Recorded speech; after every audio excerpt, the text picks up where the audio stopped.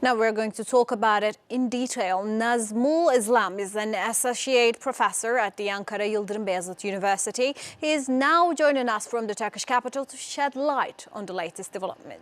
Mr. Islam, welcome to ANews. Thank you so much for joining us. It is a quite interesting situation that is unfolding right now. Nearly 100 people have been killed in recent clashes. Protesters defeated the statue of Sheikh Mujibur Rahman, Hasina's father. Now the Prime Minister has fled to India in the wake of these protests. So it is a hectic situation. What happens next in such situation? Thank you so much. Indeed, before looking to the future, the most important thing what we have to look what happened so far. The most important thing, the country, the Bangladesh, they faced 15 years of authoritarianism, the dictatorship. There was no election, no democracy, no way free of people can free of, let's say, talk about their rights, the justice, and about their policy, the way they can part of the country. So now people are feeling they are free. Of course, the government, they come to this situation, especially the Sheikh Hasina's regime, they come to this situation because of their tyrant behavior with and to the students. And you know that the last couple of weeks, the government, they killed more than thousands of students and people, even also several parts of the professional people. So it looks like that it was very evident the government need to resign.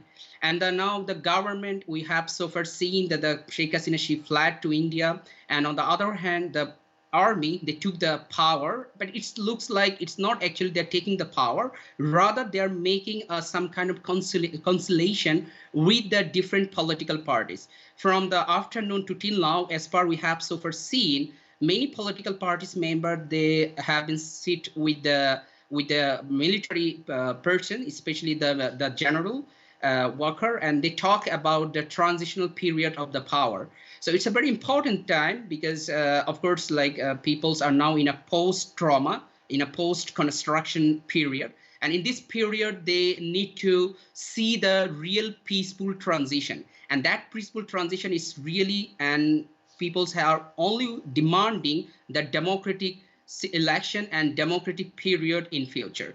Of course, the thing is, it started just a simple discrimination that happened with the students, and now it's just all about the reconstruction and construction process of the country, because this country need to change everything. Everything it means it's need to start from the constitution to the judiciary to the executive and to the legislative. So it needs a time. And that time needs to talk from all of the people, not only the political parties, from the stakeholders like interest groups. It could be the students' interest group. It could be the civil society interest group. It could be even the militocracy, the military who are now in the interim time. So this is the crisis period, though. But in compare with the, let's say, like even the couple of hours before and the time now, it is totally different. The people now, they know that there is some crisis, but this crisis is with happiness. It's crisis, they know they can overcome this crisis. This crisis, they know this crisis they have their freedom with this crisis. So this crisis they can overcome. But the couple of hours before crisis, it was just a blood, massacre, killing, even some textbook example of genocide. Of course, the future, it's totally depend how this transitional time, how this transitional period can overcome by all kinds of people, all stakeholders of people coming together and try to find out the real democracy for the country. So about the interim government, the General Waker Zaman has announced the formation of it. So how was the military's involvement influenced the political landscape in Bangladesh historically, and what implications does this have for the future? One thing is very clear, people, comparatively, the political parties, they don't trust the military. Because they want transitional government or interim government or civilian government as soon as possible. This is the reality. But of course, to overcome the crisis, what is still on the street, it needs time. And this time, it needs to be secured by some specific force like military.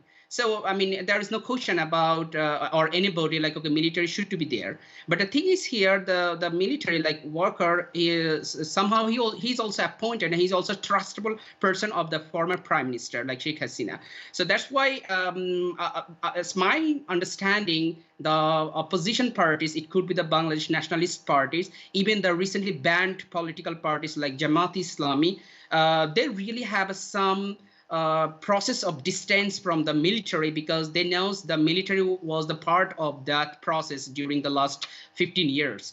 So what they want a transitional period for the democracy, and it should to be as soon as possible. So General Walker, he don't have any other option. He cannot stay in a power by using this crisis, because there is no way. The people, the students, they want a real democracy. They want to talk freely. They don't want to see another militaristic government. And it's very clear and sound. I mean, people's and the streets, the students' leader, they are clearly told to the military, clearly told to even the former prime minister, if you want to resign, then know that we don't want something like a military government. We don't want something like even some sort of coup.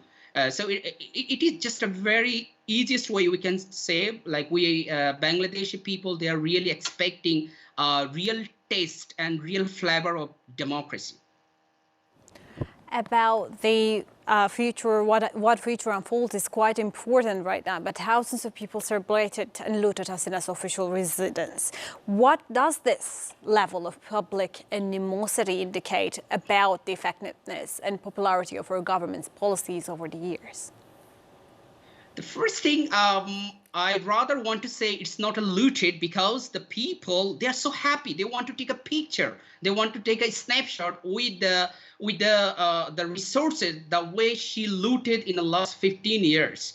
They just want to take a picture and try to show to their fellow friends, brothers, sisters, family members, look, we came to this regime's most important place and trying to take her resources and try to show to them. So it's rather, we can say it's not about the loot, it's a part of their happiness, part of their freedom. They're trying to show and trying to reach to their fellow members, trying to show to their people's opinion. It's always overcome the dictatorship, overcome the authoritarian regime. So that's the very symbolic thing. And I know the people who are now going there, they're just trying to do that. They're trying to show that symbolic option to reach to the general people, let's say like the different regions people, because the people who were killed in the last couple of weeks, it is about thousands of people, and most of them are students. You know, the family members, they really are taking the real test of independence, the liberation, the freedom. So that's why they want to see such thing. They want to see, yes, the lady, the regime, the Hasina, from where she was dictated the whole country, from where she was taking and stating her power, it's now done. And it is happened because of people's will. It is happened because of students' protest and movement. So that's why it's a symbolic. And the way I'm thinking, yeah, of course, it's just happened for today, and from tomorrow, the security forces, including the military, they will take control the situation, and it will be much more smooth and peaceful. And I don't think so. Like, it will be much more chaotic. Of course, the crisis, there will have some crisis period for some time till to the real democracy. But still, in terms of the political transition, the Bangladeshi people, they are living within their, especially after their independence from 1971 to till now, they are really taking the real taste of independence because they understood how much sacrifice they really did to take and to find out this taste of freedom. Well, as you mentioned, it was a stack-up situation that happened over time, but recent protests actually were initially sparked by the demands to scrap the quota system in the government job. Hasina's recent electoral win was boycotted by the opposition as well. So what reforms are necessary now to ensure democracy in Bangladesh moving forward?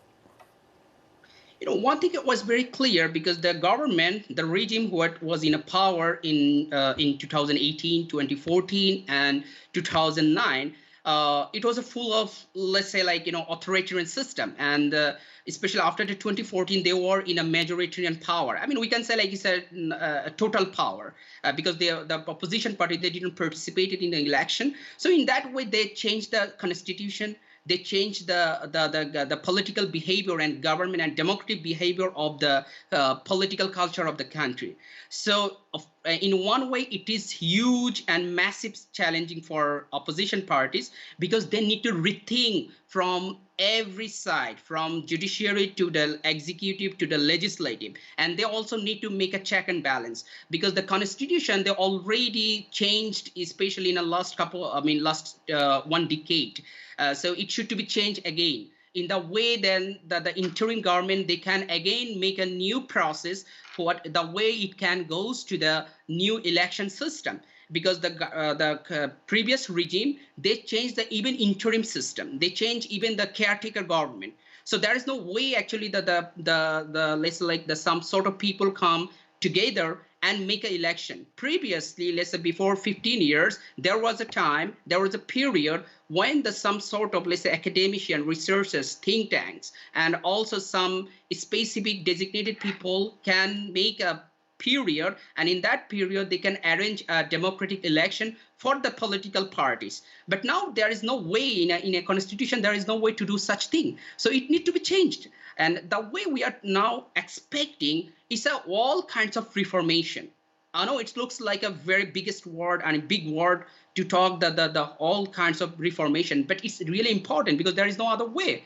The way she dictated the country in the last 15 years, she just simply changed the whole constitutional process. So it needs to be changed again. It needs to be reformed again. And the reformation, it should be started from the constitutions, from the judiciary, from the, we can say that even the political parties. Let's say, like, some political parties are now banned. So even the military, the banned political party are called by military to talk with them about the democratic process. So it looks like even that ban should to be removed. So there's a lot of things it should be reformed in a coming times.